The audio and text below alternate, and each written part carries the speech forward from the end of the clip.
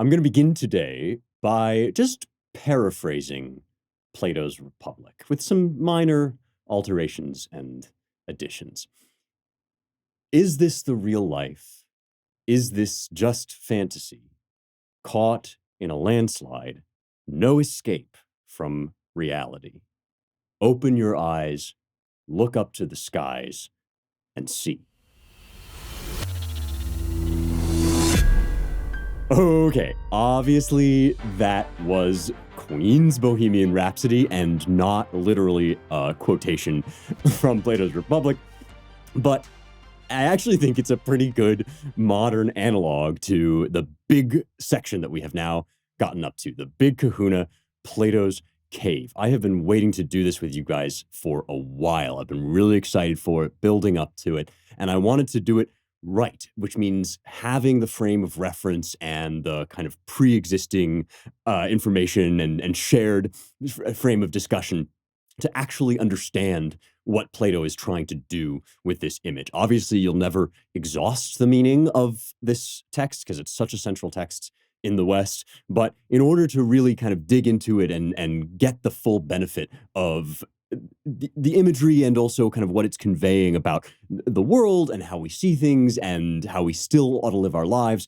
You really have to, I think, have read everything that leads up to it rather than just kind of plucking it out. You know, people say, "Oh, Plato's Cave. It's the story of the guys that are shackled to the wall," and you've probably heard it before or seen that kind of little drawing that sometimes people share of it. But we are now ready to actually tackle it in, I think, a pretty robust way. And that's, again, why I love, being with you guys on this show. I love that you're coming with me on this journey. We've been doing every book of the Republic successively, not, in one long series of episodes, but kind of coming back to it and revisiting it and comparing it with other texts. And we are now up to book 7 of Plato's Republic. And let me say that if you are just joining us for the first time at this point, welcome. So glad you're here. I know we always have new folks, and this will not be an episode that, you don't have to go back and listen to every other episode of the show in order to appreciate this one. But I think that the series on the Republic that we've been leading up to, it can help enrich and understand this really central image from the from book 7 of the Republic.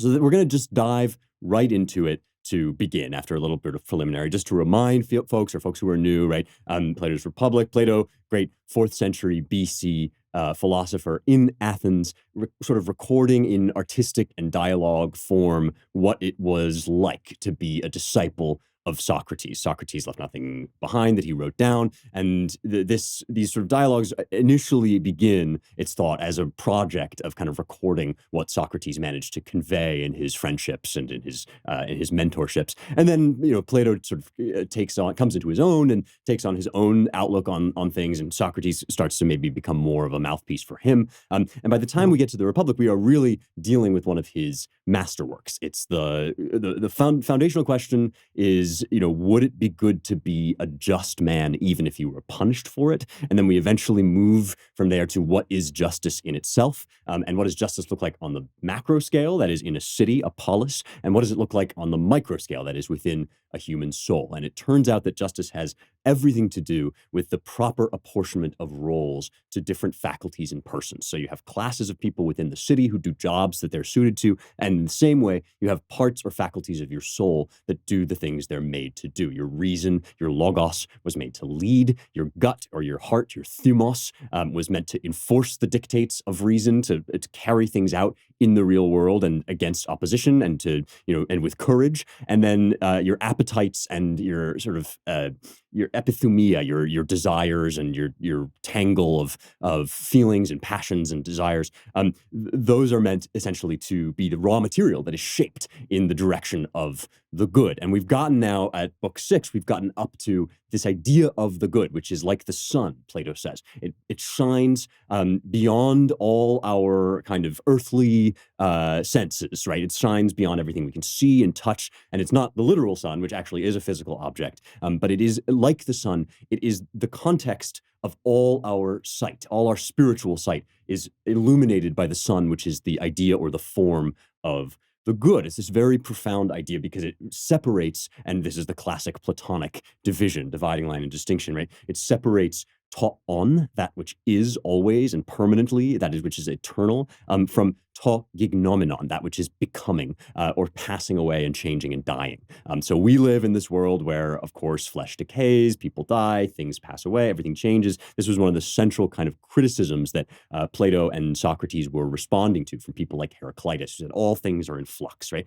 Many of our modern relativists will argue along these lines. Well, maybe somebody is a man today or becomes a woman tomorrow, and maybe there are these kind of edge cases like intersex people that just make it impossible to even talk about categories like men and women at all. And eventually it all kind of dissolves into one of Heraclitus' students, Aristotle says, eventually just moved his finger because he thought speech was impossible. And so Plato was trying to understand how he could push back against that, even though it is true, right, that our perceptions deceive us, and our faculties die away. But still, we know that we are living in this world of meat and death and decay, surrounded by the kind of after effects, the aftershocks of eternal truths, the true, the good, and the beautiful. 2 plus 2 does equal 4. It equals 4 today. It equaled it yesterday, and it will equal it tomorrow. The only people who can question whether that's so are people, undergraduates in philosophy class who sit around and say, well, is the table really there? And Plato kind of wants to say, well, some of these things are stable. They are taught on, and they shine like light, as is a metaphor I've often used, and it's appropriate for the metaphor of the cave, right? They shine like light into our world. So we can't look directly with our physical eyes upon the sun of the good, and yet truth and beauty shine, emanate from the good, and through their influence upon the world, we're able to discern gradually and slowly the objects of true understanding. Right. So this is where Plato kind of gets his reputation for being an abstracted, bloodless, bodiless kind of brain in a jar. And one of the things I'm going to argue today, and we're going to go on, I think, into the next episode as well as we bring this up to the modern day. One of the things I'm going to argue is that Plato is not quite as dualist as he has been accused of being, but he does want to establish this realm of the true, the good, and the beautiful that never changes, so that he can fix his eyes upon it, as Socrates did, and say that remain. Whatever else may change, these things remain.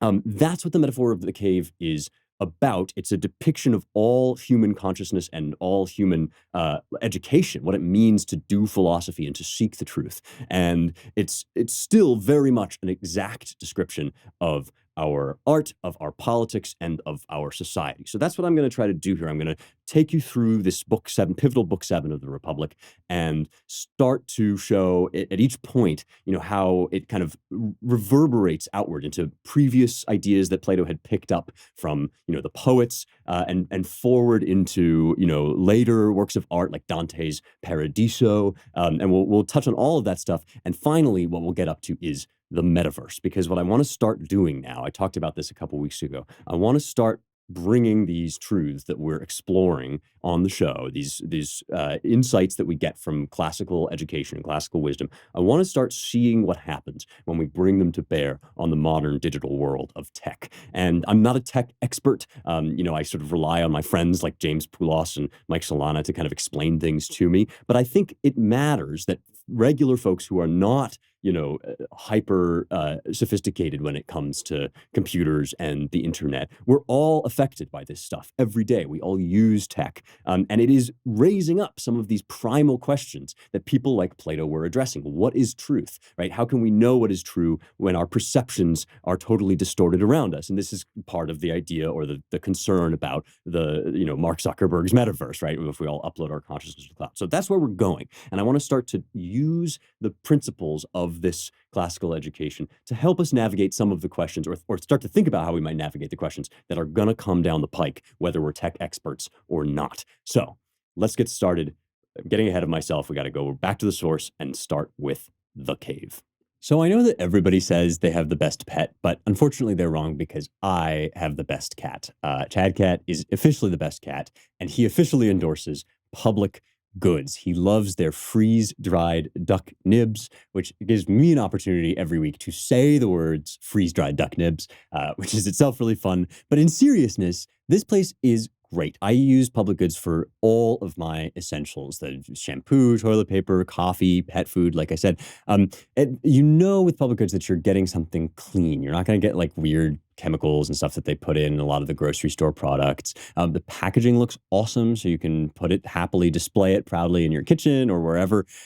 Really just top-notch quality stuff. And they have worked out this incredible deal with me, which truly, I do not know why you wouldn't do this. You can get $15 of free public goods stuff. No minimum purchase on your order, just $15 off when you go to publicgoods.com/heretics. That's PUBLICGOODS.com/heretics. They make great teas, snacks, not just for the cat, but for me too. They have the chocolate covered almonds, which I really dig. A bunch of different kinds of sort of snackables. Plus, like I said, all the basics, all healthy, all eco-friendly, all innovative and good looking too. Publicgoods.com/heretics. Use the code heretics at checkout for $15 off. So remember that we have moved now into talking about how we're going to educate the leaders of the city, who we have determined need to be true philosophers. That is not simply academics and not sophists who are just good at kind of flashy rhetorical arguments, but actual lovers of the true and the good, seekers of the idea of the good, which lies behind all things in Plato's estimation, and therefore, indeed, stout warriors as well, because the lovers of the truth have to be able to defend the truth. These are not eggheads living in an ivory tower, right? These are going to be, full service rulers, right? They're going to be leaders in the full sense, strong and brave and also wise. So how are they going to get that way? And this is the question that we're now beginning to turn to. And one of the things that it will touch on, I mean, this book has implications for so many things. That's why we're going to spend so much time on it. But, one of the things that it starts to illustrate is the contours of a classical education. People often ask me, well, the show is a classical education. It's the classical education you didn't know you were missing. But what does that look like? And I've talked to you about the trivium and the quadrivium, it's just kind of the ancient and medieval outline of how one begins to train oneself in the eternal truths. And now we're going to get to the roots of why that quadrivium came into being, why that classical education is shaped the way it is. And that's the context, again, within which, with this idea of the good as the sun that shines, the idea of the good is beyond us, right? And which has come to us in book 6. And with this question ahead of us of how are we going to educate the philosopher kings, that's how we launch into the beginning of book 7, which is the cave. So here's Socrates. He says, make an image of our nature in its education and want of education, likening it to a condition of the following kind. See human beings as though they were in an underground, cave-like dwelling, with its entrance, a long one, open to the light across the whole width of the cave.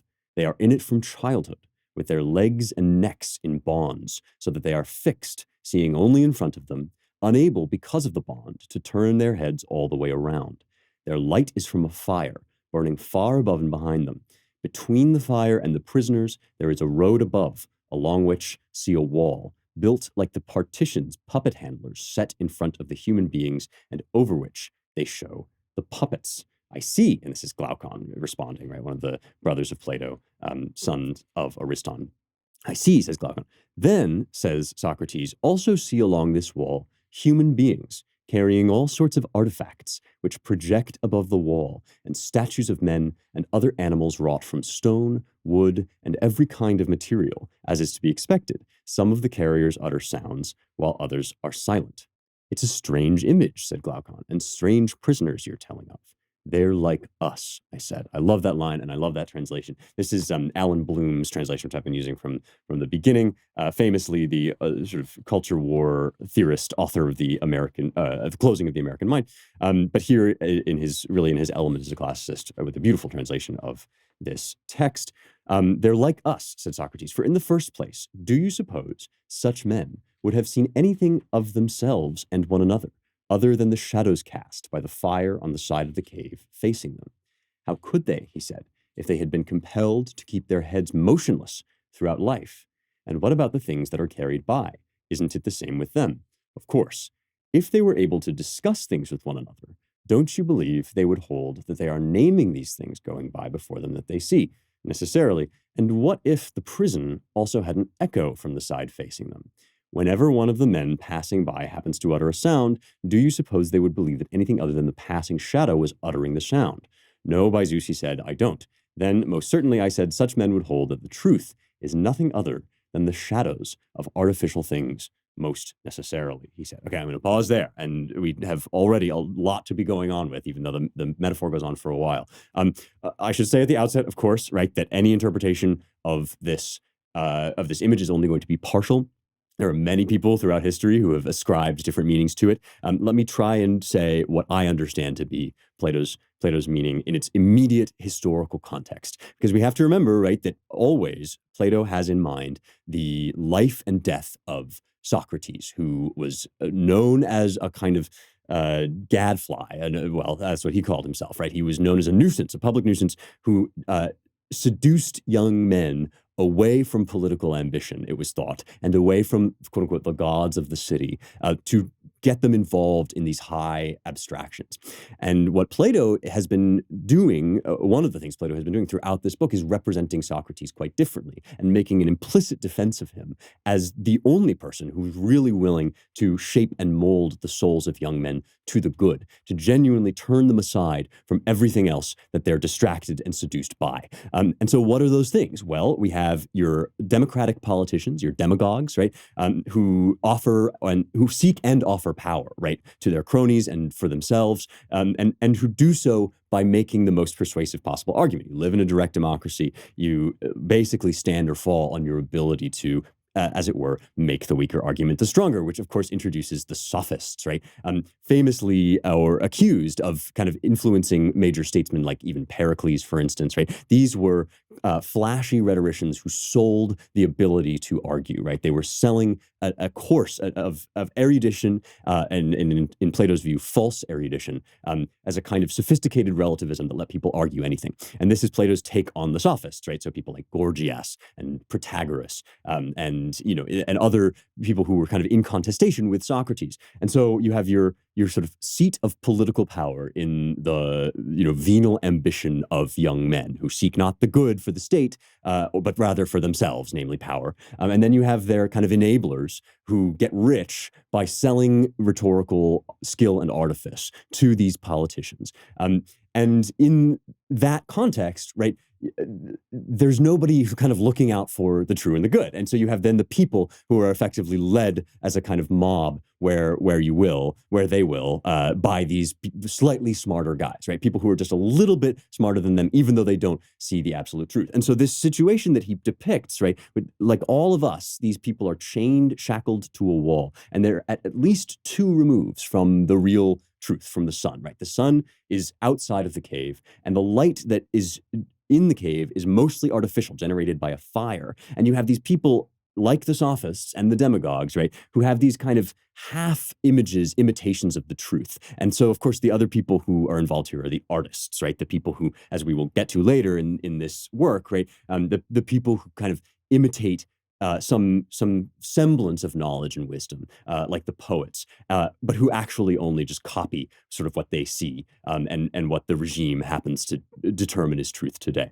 This is why I say it's almost painfully exact, not only as a description of the culture that would have eventually killed Socrates, but of our culture too. And indeed, I would argue of basically all human societies because mankind has fallen, right? But if we think about, well, in our day, right, who are the tragedians? Who are the artists? Well, people get up at the Oscars, right, and they make these big political pronouncements as if they have wisdom. But why do we think they have wisdom? Well, it's because they play smart guys on TV or they play heroes on the movies, right? And so somebody like Leo DiCaprio gets up and talks about how we all have to, shut down every industry to save the planet or whatever, and people follow him, right? Because they don't know better. They think, this guy is sort of handsome and winning and charming.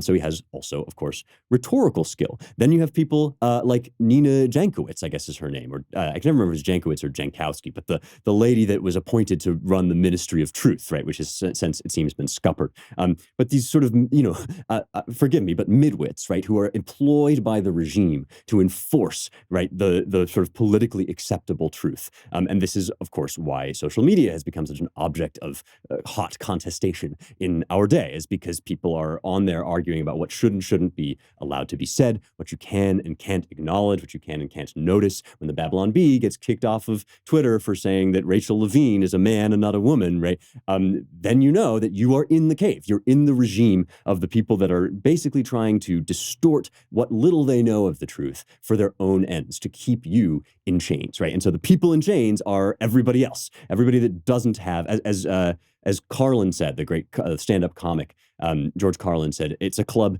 and you ain't in it. And it's the same club they use to beat you over the head, right? So this is the idea that there are people, not themselves necessarily to be blamed, but who are in a position of weakness in society, who are then being manipulated by folks who have just a little bit more knowledge and therefore just a little bit more power. But the real truth is miles away, right, up in the sky. And these folks are chained to the wall.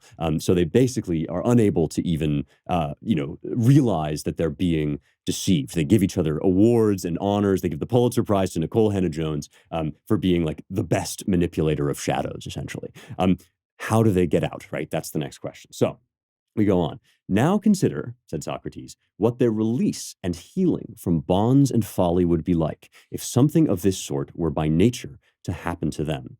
Take a man who is released and suddenly compelled to stand up, to turn his neck around, to walk and look up toward the light, and who, moreover, in doing all this is in pain, and, because he is dazzled, unable to make out those things whose shadows he saw before. Now, I'm going to pause to note here that there's really no specifics about, well, how does somebody get liberated here? It's represented as a kind of act of divine intervention, and I'm going to come back to that. But it's also represented as by nature. That is, we've been talking about people who are born with a proclivity to philosophy. Some folks, who knows why, right, just have a more searching curiosity, and they are set free from their chains by perhaps some unseen god.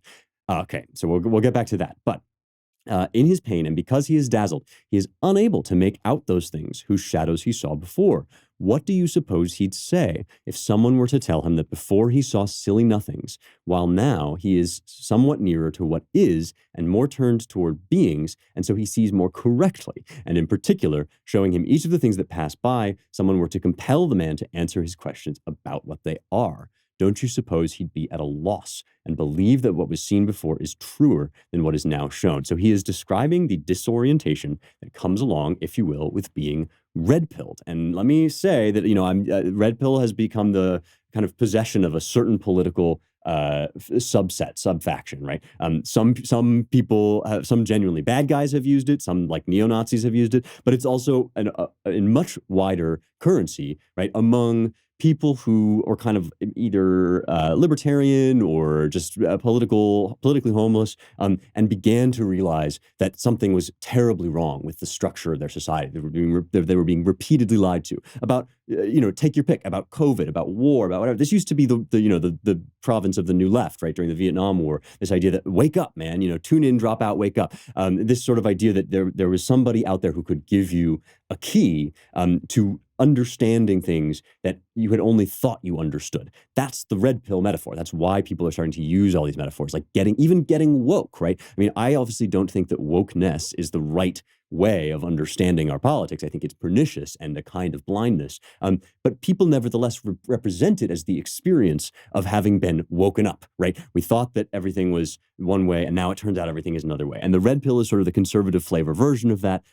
Both groups, though, are recognizing that the kind of standard line, the current thing, whatever you want to call it, is deeply distorted, that there's something terribly wrong with our media, who, of course, are, another group of people who, manipulate the shadows, right? And there's something terribly wrong with our politicians. And this is why the popularity of Trump, right, is accompanied also by the popularity of Bernie, because both guys are proposing, right, that you've been had and they're going to let you in on the club, right?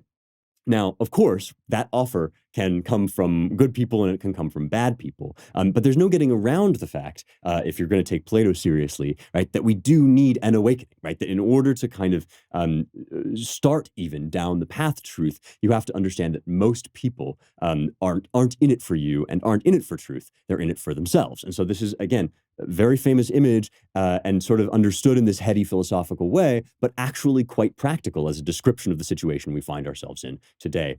just as they did then. And there's a sense of disorientation, right? I've been lied to, and now what do everything I thought I knew has gone out the window, right? I thought I understood, and I don't understand. So, if he compelled him to look at the light himself, would his eyes hurt, and would he flee, turning away to those things that he is able to make out and hold them to be really clearer than what is being shown? He's saying people prefer their deception most of the time, right? This is one of the great errors of the Enlightenment, that mankind desires to know, and therefore when you show him that he's wrong, he's so excited that he'll just get more and more enlightened. But in fact, many people will retreat, just as the Israelites asked to retreat to Egypt right after they were freed, because freedom is hard, knowledge is hard. So he would flee, and if someone dragged him away from there by force along the rough, steep upward way and didn't let him go before he had dragged him out into the light of the sun, wouldn't he be distressed and annoyed at being so dragged? And when he came to the light, wouldn't he have his eyes full of its beam and be unable to see even one of the things now said to be true? The sun blinds you, right? You look at the sun, it blinds you. Then I suppose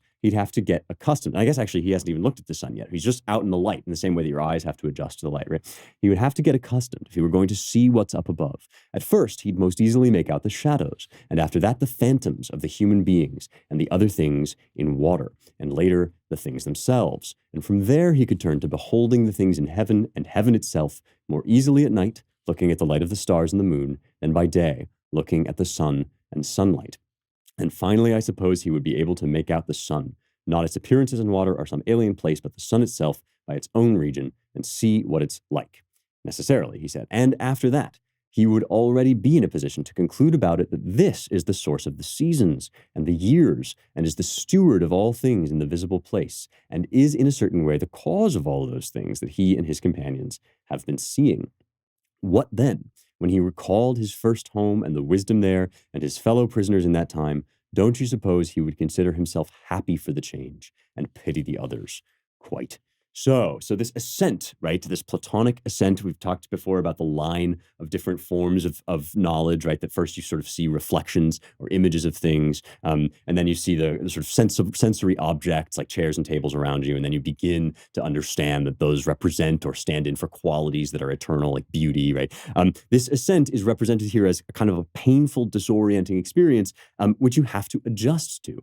And this is where we start to get what will eventually become Aristotle's and Thomas Aquinas' observation about self-evident truths. Remember that we've been talking about that, right? That we hold these truths to be self-evident in the Declaration, right? Most people don't, right? Most people don't think that life, liberty, and the pursuit of happiness are guaranteed to all men. Most people are not born believing that. So self-evidence, right, is a quality which, when we use that term philosophically, what we really mean is the kind of truth that you see when you look at the sun, right? It's not like you were born knowing it. It's not like you don't have to work hard to understand it, and uncomfortably so. But once you do see it, then you realize, right, it's impossible to mistake. Just as you can be deceived in a dream, in a dream you can feel like you don't know you're in a dream. But when you wake up, you can not only know that you're awake, but remember the experience of being in the dream, right? This is how you answer that question. Well, are you a man dreaming he's a butterfly, or a butterfly dreaming he's a man, right? All these sort of philosophical questions. It's like, well, the clarity of my waking experience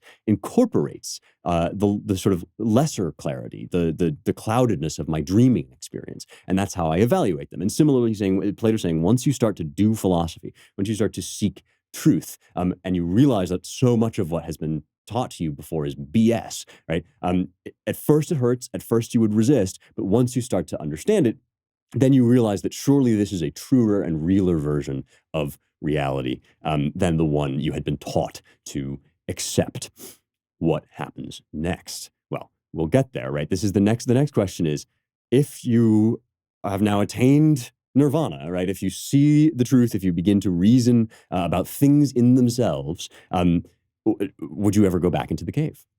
I want you all to charge forward with me into the glorious future of the Young Heretics empire, and you can only do that if you use Truebill. Here is why. You are probably noticing that everything's getting more expensive. You gotta make sure that your bank account is in order and dialed in, and one obstacle to that is getting caught up in these subscription scams, which are so sneaky. They'll just offer you 2 months of free trial, like the LA Times for 2 months or whatever. It's just $1. And you sign up and it's like, oh, we just need your credit card information, but you can cancel anytime. And then of course you forget. And of course it rolls over. So who has time to be going around canceling each one of these subscriptions individually? Maybe you just wanted to read one article or whatever. Truebill fixes this by scrolling through all of your subscriptions, and you can pick the ones you don't need and just cancel them easily in one tap. So many people have been saving a ton of money, myself included, by doing this. Here's one guy, Matthew B. He says, in a matter of seconds, I saved $660 for the year on my DirecTV bill, $120 for the year on my Sirius XM bill, $840 a year on car insurance. That stuff adds up, man. And you may well discover that there's like a Chinese face app software that you forgot you used for that one trend one time on Instagram or whatever. Don't fall for those scams. Start canceling today at truebill.com/heretics. Go right now to truebill.com/heretics. You got to use that link. It could save you thousands a year. So now we start to get to the idea of what I would call the Bodhisattva Kings. And let me say what I mean by that. Bodhisattvas in Buddhism, speaking very roughly, are the guys that attain nirvana and then go back into the world to help others. So rather than simply existing in the great all or, submitting themselves and giving themselves over to perfect bliss, bodhisattvas come back and they sort of re-enter the world, the dharmic wheel of suffering, and they train others. And Plato is going to start developing a very similar idea about the philosopher kings. So that's why I call them sort of wryly the Bodhisattva Kings, right? They've reached the truth, right? They are philosophically constituted. Again, we're going to come back to how. They're philosophically constituted, but they are nevertheless going to come back into the cave. How and why? Let's find out. Reflect on this too, said Socrates. If such a man were to come down again and sit in the same seat, on coming suddenly from the sun, wouldn't his eyes get infected with darkness? Very much so, said Glaucon. And if he once more had to compete with those perpetual prisoners in forming judgments about those shadows, while his vision was still dim, before his eyes had recovered, and if the time needed for getting accustomed were not at all short, wouldn't he be the source of laughter? And wouldn't it be said of him that he went up and came back with his eyes corrupted, and that it's not even worth trying to go up? And if they were somehow able to get their hands on and kill the man who attempts to release and lead up, wouldn't they kill him?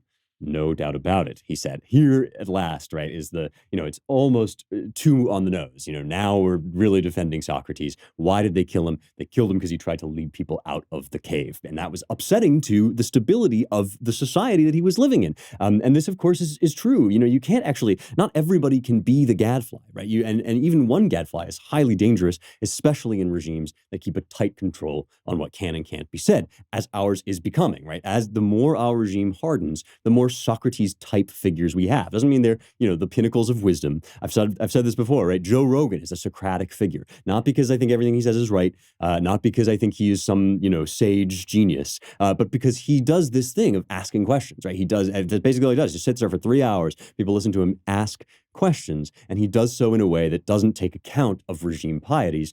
This is very dangerous, and this, says Plato, is why they killed Socrates. It's because he was trying to upset the balance of power that awarded people for basically selling and buying cheap rhetorical tricks and relativism. And, relativism was in some cases quite politically advantageous for the Athenians, as it often is for many regimes, right? Especially as Athens herself started to become prideful and to overreach and indeed to become tyrannical over her, subsidiary clients and colonies. This was the siege of Melos, right? The massacre of the Melians, which Thucydides records, is where we get the famous line, the strong do what they can while the weak suffer what they must, which sounds a lot like the words that Plato puts in the mouth of Thrasymachus, right? So these things are all connected. The relativism of the philosophy, the faux erudition of the sophists, and the brutality of the politicians. Plato is saying here something that would only really be fully realized like in the days of Solzhenitsyn, I think. And we're going to get there, right? But this is an insight that Plato is having that he's encapsulating in the cave and in this book of the Republic, which the reason it's so fertile and so beloved is because it's just endlessly generative. And it's endlessly true, right? That lies, relativism, and violence go together, right? They're a kind of interwoven. They're like an Ouroboros, right? The more you lie, you have to lie more. In order to enforce the lie, you have to do violence. And in order to do violence, of course, you have to gain power, right? Using relativism and lies. And so it's this cycle, this reinforcing loop, whatever you want to call it, which was very much alive in Plato's day, was very much his personal indictment, I think, of Athenian society and politics, and also his diagnosis of the human condition. It's amazing how it works. Okay, let's get to the end of this thing, and then we will keep going. This may take more than 2 episodes, I have to say, because I'm having so much fun, and there's so much more to say. Okay, I'm going to read one more paragraph to kind of close out. This metaphor is extended throughout the whole book, really, but I think we're kind of coming to the end of its express, the express part of it. So, well then, my dear Glaucon, said Socrates, this image as a whole must be connected with what was said before. Liken the domain revealed through sight to the prison home, and the light of the fire in it to the sun's power, and in applying the going up and the seeing of what's above to the soul's journey up to the intelligible place, you'll not mistake my expectation, since you desire to hear it. A god doubtless knows if it happens to be true. At all events, this is the way the phenomena look to me. In the knowable, the last thing to be seen, and that with considerable effort, is the idea of the good. But once seen, it must be concluded that this is in fact the cause of all that is right and fair in everything. In the visible, it gave birth to light and its sovereign. In the intelligible, itself sovereign. It provided truth and intelligence, and that the man who is going to act prudently in private or in public must see it. So the eidos, right, which is where we get our word form, which is often also translated as idea, interestingly, because they're etymologically related, and they're both related, idea and eidos are both related to seeing, right? It's the kind of thing that you can see in itself. And that's where we get Plato's idea of forms, because eidos can also be translated as form, like the shape of a thing or the kind of essential nature of it. And so these notions are all connected. And when you read Plato, it's important to remember, right, that this concept of you might even say inner sight, right? You can compare it again with kind of Eastern mysticism. This inner sight, this third eye, or rather this vision of the soul, it connects you to the true good, right? To the thing that you know to be right. How is it that if everybody said, we must slaughter babies en masse, there would be something in your heart that says that is wrong, right? How is it that there is a voice within your heart that can contradict everything you hear from your society, everything you hear from your upbringing, your parents? Why do people abandon their fathers and their mothers, as Jesus says, right, and follow him instead, right? Why is it that people are able to even think their way outside of the cultures that they grow up in? It's because we have this inner vision, right? We have this access to the good that says, even if everybody around me says that Christianity is bunk, that God is dead, right? Even if that's insisted and I'm mocked for saying otherwise, nevertheless, I know what is true, right? You have this inner sense that leads you up out of the cave. And Plato is then saying that the fire in the cave, this is kind of complicated, so bear with me. The fire in the cave stands in for the physical sun in the physical world. Because remember, the whole physical world, the whole material world for Plato is itself at a kind of lower level of reality than the abstract truths that we discern our way toward. And so the sun in the cave metaphor is really not a physical sun at all. You couldn't, touch it or find it on a map. It's something that sort of gives context to and is the premise of everything else. The good as the premise of being is one way you might put this, right? And so as we work our way up, remember the things that are truest come last, right? The self-evident truths are the things you get to last. As we work our way up out of the cave and we see the sun, we come to realize, right, that our ability to say this is good and that is evil, this is this and not that, right? These fundamental kind of cognitive abilities that we have, even though we have been doing them all our lives and we've never really recognized them, right? Once we become self-aware of them, once we realize that that's what we're doing, then we say, oh, and this is how we know everything else, right? If I can say that good is not evil, if I can say that beautiful is not ugly, then I can say that, true is not false. I can say that one is not two. And in order to even be able to do rudimentary things in the world, I have to be saying that all the time. Most people, right, don't do philosophy, so they never get to this point, but everybody has philosophy baked into the way that they behave. And this is why relativism ultimately fails the smell test. Because if your philosophy leads you to a point where you can only move your finger, right, and you can't actually be sure that the table is there to put the cup down on, then you're not describing the world that you actually live in. You actually live in a world where chairs and tables exist, where 1 + 1 = 2, and you behave every day as if that were true, even if you've never become self-aware about it in the way that the metaphor of the cave is describing, or the allegory of the cave, right? Even if you've never actually looked directly at your faculties and said, well, when I get up in the morning, I, accept a million implicit premises, such as the fact that the ground will hold me, or there's reason to keep living, so on and so forth, right? Nevertheless, that higher truth, right, the truth of the good, right, sustains everything else that you do without you even knowing about it. I mean, it's kind of like these kind of quaint Christian parables that we tell about, God was with you when you saw him least, right? And you look back on the beach and there's only one set of footprints during your hardest times. And Jesus at last says, like, it was then that I carried you. This is, it's touching to think that actually, right, that's kind of in a sentimental way, that's what Plato is saying here. He's saying that the good, which exists beyond all physical perception, and which is attainable only through difficult labor of introspection and philosophy and training, right? Once you see it, you realize that it upholds everything else that you do. It's the premise of everything that you do. And so to say, like, there's no such thing as good or bad, but thinking makes it so, to say, well, men can be women and women can be men, like, this is why these are more than political things. These are not just like, culture war talking points that I get up and make a stump speech about. The reason they're so foundational is because they threaten the very premise of everything that we do. All things that we do have the inherent logic and order of the universe baked into them, from the smallest beating of the wing of a gnat, right, up to the most consequential decisions of world governments.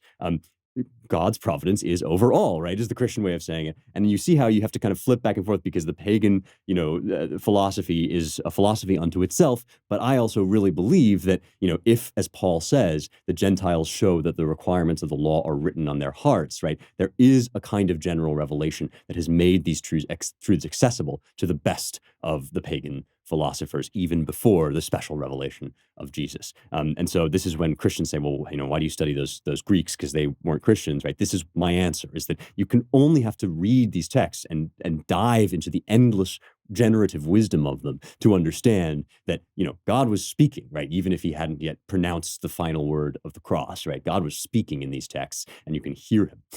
Okay, now that we've gotten through the metaphor itself within the text, I want to begin our journey through some of the implications of it, both in this book, Book 7, because we've really just read the beginning of Book 7. So we'll go through the rest of the book, but we'll also take many, many detours into other parts of Western history, leading us up to the modern day and the metaverse. Like I say, not sure at this point how many episodes it's going to take, but I'm along for the ride if you are, and I think it'll be fun. Small business owners, you guys run the world, love you guys, and I want to help you out by pointing you toward Bambee. There is a whole minefield, a whole obstacle course of HR compliance issues and concerns out there, this vast bureaucracy that you have to kind of navigate if you're a small business owner. I myself don't run a small business, but I do work for a business, and we have this great in-house HR manager who sends me form after form, and I just sign my life away, but I always sort of know that she's taking care of this stuff. But that stuff can be really expensive. An in-house HR manager can cost up to $80,000 a year, whereas Bambee will get you a dedicated HR manager starting at just $99 a month. So if you are running a business where it's just not feasible to hire somebody full-time to deal with this stuff, Bambee's HR Autopilot can automate your core policies, workplace training, and employee feedback. It will save you a bundle down the line because you won't have to get embroiled in some kind of crazy lawsuit that will drain your time and your money. Go to Bambee.com/heretics right now, and you can get a free HR audit on me. That's my special link, BAMBEE.com/heretics. One more time, BAMBEE. So not like the deer, but like Bambee, the company that's going to save you a ton of money. BAMBEE.com/heretics for your free HR audit. So I want to return to this idea of divine inspiration. Who is the unseen figure that releases a man from the chains of the cave, because it's one of the great kind of mysteries of this image. And Plato, as Dionysius of Halicarnassus, a later, sort of literary critic, says that Plato would comb and curl over his sentences. So every word is carefully chosen. He's one of the greatest stylists of Attic Greek. Reading him in the original is a huge pleasure, and it's why, by the way, you should go to Ancient Language Institute and learn Attic Greek. I raise this only to say that things that Plato leaves out, especially if they seem significant, right, are chosen specifically. So the idea that there's kind of a shadowy figure who releases us, I think represents a certain holy silence, right? Just a kind of mysterious unknowing. Right? How is it that some people are born with that hunger for truth? Some people are born like Socrates. And we've already kind of touched on this as we started to talk about, well, who are the people that are right to rule, right? Who should we look out for as the class of philosopher kings who's equipped to really be trained? And how can we stop them from, being perverted by people that just want to kind of appropriate the gifts of the noble and talented, right? How can we identify these folks? And I wanted to explore with you kind of pet theory of mine that I have. And it will involve some speculation, but bear with me because I actually think that it's relevant both to this cave metaphor and more largely to this kind of question of, how do people ever get, quote unquote, red-pilled or woke or whatever you want to call it, right? In Homer, whom Plato read carefully, despite the fact that he is going to end up exiling the poets from the Callipolis, right? In Plato's Iliad, which we have visited already on this show, there are some passages that have caused a lot of comment and concern having to do with distinctions between types of people. And as I said a couple weeks ago, right, moderns like me get very antsy when you start making distinctions between classes of people, because we believe in the Imago Dei. We believe that at a certain baseline bedrock level, right, all people are made in the image of God. However, right, I took pains last time we talked about that to specify the specific way in which all people are equal, right? And one of the ways in which they're not equal, obviously, is in reasoning faculties, right? Even though man is a rational animal, even though, everybody who is the kind of thing that can be a rational animal is a human endowed with the right to life, right? We know that some people are more rational than others, some people are smarter than others, and are equipped with more intellectual horsepower than others, right? And so it would be foolish to deny that in the interest, right, of wanting to preserve equality. We can preserve equality absolutely, right, and say that all men are stamped with the image of God while still acknowledging, right, that some people have kind of just more gifts in certain areas than others, and some people are less smart but more strong, or what have you. In the army of the Achaeans, in Homer's Iliad, it seems to me like there is this funny distinction, not just between sort of high-born noblemen and low-born plebeians, but between people who are able to use reason and people who just follow their appetites and their instincts. And, when these ideas first emerge, remember the Iliad's very early, somewhere around 8th century BC, and when these ideas emerge in their primitive context, they often kind of have, as John Henry Newman reminded us, I think 2 weeks ago, right? They often kind of have the historical contingencies still hanging around them. And so in the Iliad, I think that this distinction between, people who can use reason to seek the truth and people who just follow their appetites is very directly mapped onto a distinction between the highborn and the lowborn, right? The noble and the ignoble. But listen to the way that is described in one of the most infamous passages. This is from Book 2. There has been a false alarm raised to test the Achaean army. Agamemnon says, "We're all going home." And he expects them to say, no, we want to stay and fight, and because that'll prove their mettle. But in fact, they say, "Oh, great, we're all going home. Let's go home." So let me read, I often read to you guys from the Fagel's translation of the Iliad, because it's my personal favorite English translation. But just to give you a sense of some of the other options that are out there, let me read to you from Richmond Lattimore's translation this time. And this is the copy that I picked up in middle school. So this was like one of the first, it's a very precious book to me because one of the first objects of my own personal classical education. But so here's how Odysseus goes about bringing the Achaean soldiers back into line. So remember, they've all scattered, they've run to the ships, they weren't supposed to do that, and now Odysseus has to kind of wrangle the troops. And he's prompted to do so by Athena. "Then for the Argives, a homecoming beyond fate, might have been accomplished. He's saying they might have just gone home had not Hera spoken a word to Athena. For shame now, Atrione, daughter of Zeus of the Aegis. As things are, the Argives will take flight homeward over the wide ridges of the sea to the land of their fathers, and thus they would leave to Priam and to the Trojans Helen of Argos to glory over, for whose sake many Achaeans lost their lives in Troy, far from their own native country. But go now along the host of the bronze-armored Achaeans, speak to each man in words of gentleness, and draw him backward, nor let them drag down to the salt sea their oar-swept vessels. So this is stage one. Keep track here of, we have a divine imperative from Hera, who has it out for Troy, hates the Trojans. This is going to become a major feature of Virgil's Aeneid later on. Hates the Trojans, wants the Achaeans to stick it out and fight, sends Athena to speak to the Greeks with words, right, to reason with them. So she spoke, nor did the goddess gray-eyed Athena disobey her, but went in speed down the peaks of Olympus, and lightly she arrived beside the fast ships of the Achaeans. There she came on Odysseus, the equal of Zeus in council, standing still. He had laid no hand upon his black, strong-benched vessel, since disappointment touched his heart and spirit. Athena of the grey eyes stood beside him and spoke to him. Son of Laertes and seed of Zeus, resourceful Odysseus, will it be this way? Will you all hurl yourselves into your benched ships and take flight homeward to the beloved land of your fathers? And would you thus leave to Priam and to the Trojans Helen of Argos to glory over, for whose sake many Achaeans lost their lives in Troy, far from their own native country? Go now along the host of the Achaeans, give way no longer, speak to each man in words of gentleness, and draw them backward, nor let them drag down to the salt sea their oar-swept vessels. So she spoke, and he knew the voice of the goddess speaking, and went on the run.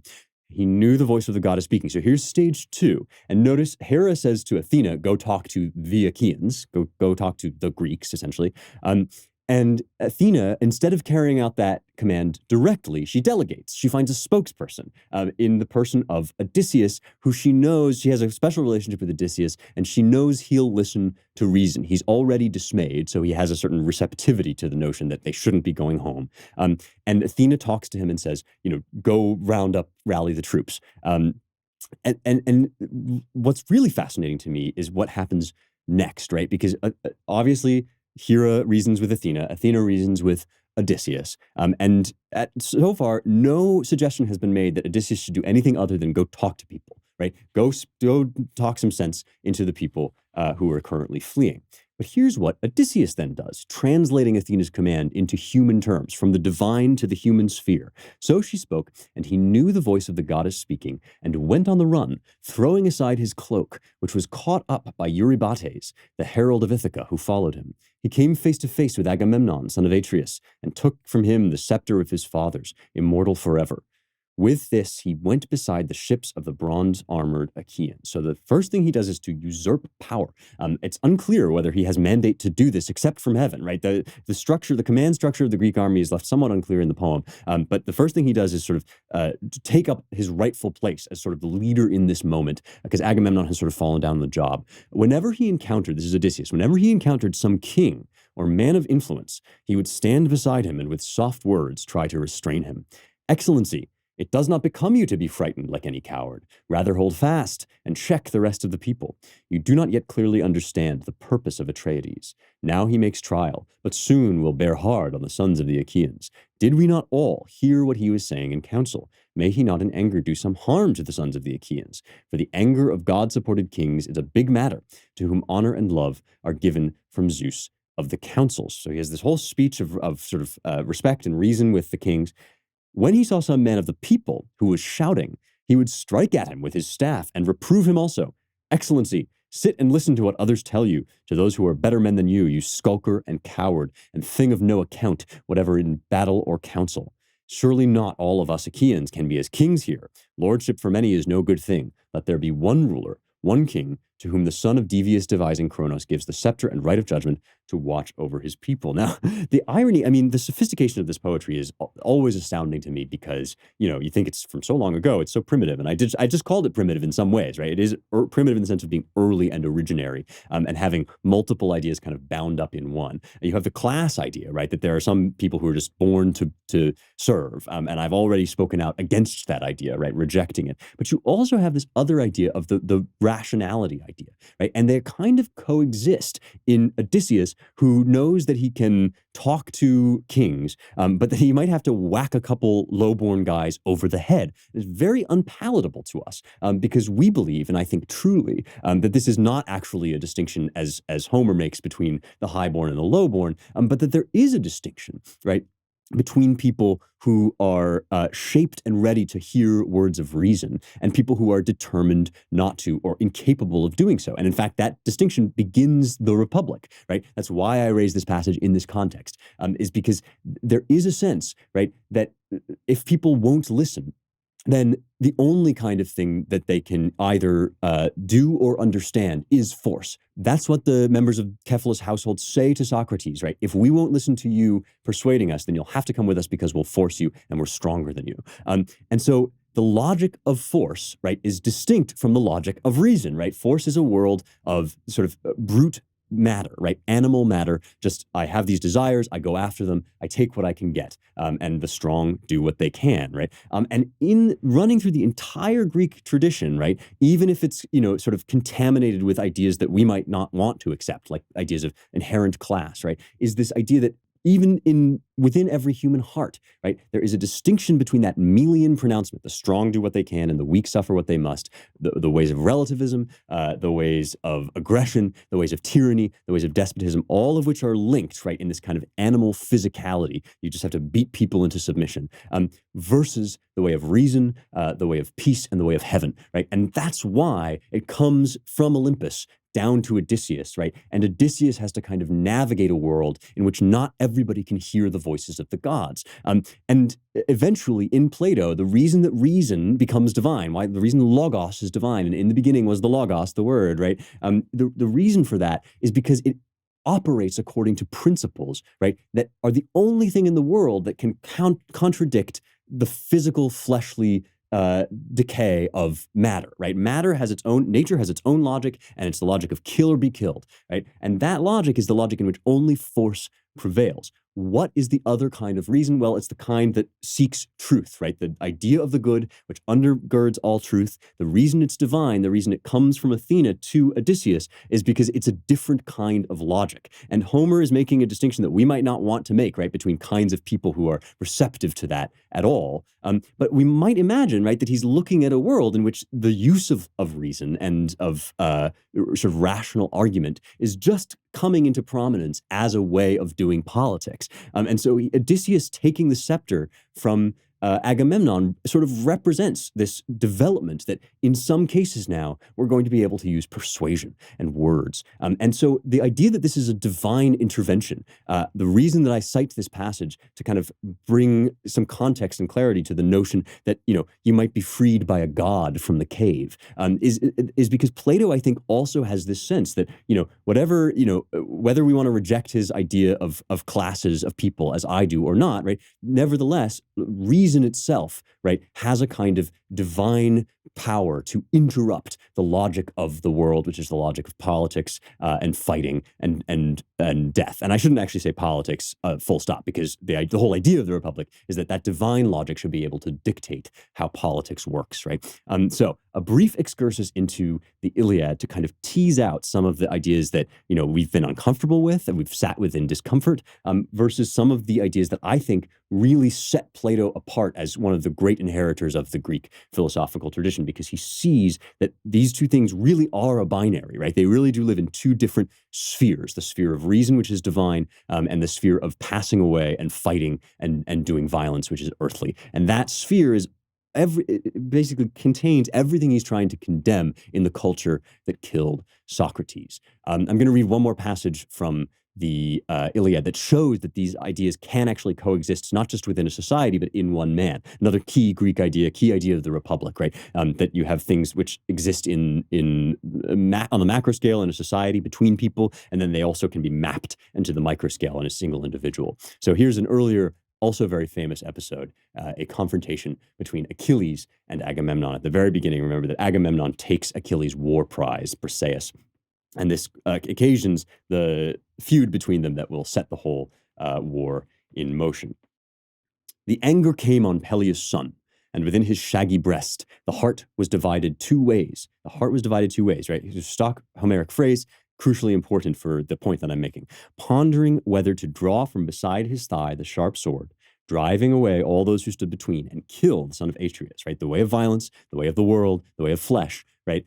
Or else to check the spleen within and keep down his anger, the way of the divine, the way of logos, the way of reason and talking it out, right? Now, as he weighed in mind and spirit these two courses and was drawing from its scabbard the great sword, Athena descended from the sky. So he's about to give in, right, to his animal impulses, to the sort of pure bloodlust. And Athena descended from the sky, for Hera, the goddess of the white arms, sent her. It's so interesting that these episodes both involve, right, a delegation from Hera to Athena and down into the human world, right, who loved both men equally in her heart and cared for them, loved Agamemnon and Achilles, right? The goddess standing behind Peleus' son caught him by the fair hair, appearing to him only, for no man of the others saw her. Achilles, in amazement, turned about and straightway knew Pallas Athena and the terrible eyes shining. He uttered winged words and addressed her. Why have you come now, O child of Zeus of the Aegis, once more? Is it that you may see the outrageousness of the son of Atreus Agamemnon? Yet will I tell you this thing, and I think it shall be accomplished. By such acts of arrogance, he may even lose his own life. Then, in answer, the goddess gray-eyed Athena spoke to him, I have come down to stay your anger, but will you obey me? From the sky, and the goddess of the white arms, Hera, sent me, who loves both of you equally in her heart and cares for you. Come then, do not take your sword in hand. Keep clear of fighting, though indeed with words you may abuse him, and it will be that way. And this also will I tell you, and it will be a thing accomplished. Some day, 3 times over, such shining gifts shall be given you by reason of this outrage. Hold your hand then, and obey us. Then in answer spoke Achilles of the swift feet, Goddess, it is necessary that I obey the word of you too, angry though I am in my heart. So it will be better if any man obeys the gods, they listen to him also. This is reason taming thumos, right? Domesticating the manly spirit in Achilles' heart, which is currently, at the moment of his drawing his sword, it's basically his thumos is being led by his passions, right? It's the opposite of platonic justice in the soul. It's I feel this desire. I've been thwarted in my desire. I'm going to do violence using my anger, my heart, my spleen to effectively pursue my passions. And Athena grabs him by the hair, right, by the head, by the logos, and says, no, you are actually going to instead domesticate your thumos and use it smartly, right? Work smarter, not harder. If you stay your anger now, you will get more rewards in the future. And this, of course, is part of the divine teaching of logos, right? That, when you restrain your desires, you often fulfill them better. This is one of the great secrets to life. You think you want like 10 drinks in a night, but of course then alcohol becomes less pleasurable for you than it was to begin with. So you started out seeking the pleasure of alcohol, you let your gut guide you rather than your head, and then you end up in a situation where the very pleasure that you went into it for diminishes and diminishes, rather than saying to yourself, I'll have one drink from time to time, and then it will be more pleasurable over a longer period of time, right? So these things are implicit in the poetry, right? Even early on. And I think that Plato is essentially one of his great insights was to basically crystallize this. These are the two worlds, the worlds of the sun and the world of the cave. The world of the cave is unto death, right? Paul would make the distinction between the spirit and the flesh. And you can see why these guys are always kind of tapping on the glass of Christianity, in my view. But this concludes, right? We've now gotten up to, I think, a firm and robust understanding of what the cave is there to do. It's there to show you the condition that all men are living in, the fallenness, the broken system of the world, and to suggest that there's one way out, and it's the way of the divine, which is the way of reason and the good. Next week, we're going to start talking about what it means to try and hold to that in a world that hates the very idea of true and false. But first, let's take a mailbag question. As I'm recording this, I think the cost of a chicken drumstick is about $50. By the time I finish recording, it'll probably be about $80. I mean, I'm kidding, I'm exaggerating, but it really has gotten bad with inflation. Everybody has to watch out for it. And one way to do that is with American Hartford Gold. We are in the biggest economic crisis since 2008. Our government is printing trillions and trillions of dollars like there is no tomorrow. They really do seem to think that just making more bucks causes people to be wealthier rather than poorer relatively to the cost of things. And it's here to stay. So the one way to deal with this is with American Hartford Gold, who will show you how to hedge your hard-earned savings against inflation, helping you to diversify a portion of your portfolio into physical gold and silver. This is a smart move, folks, and you want to be laying the groundwork for that Young Heretics empire, which is coming any day now, right? So come join us.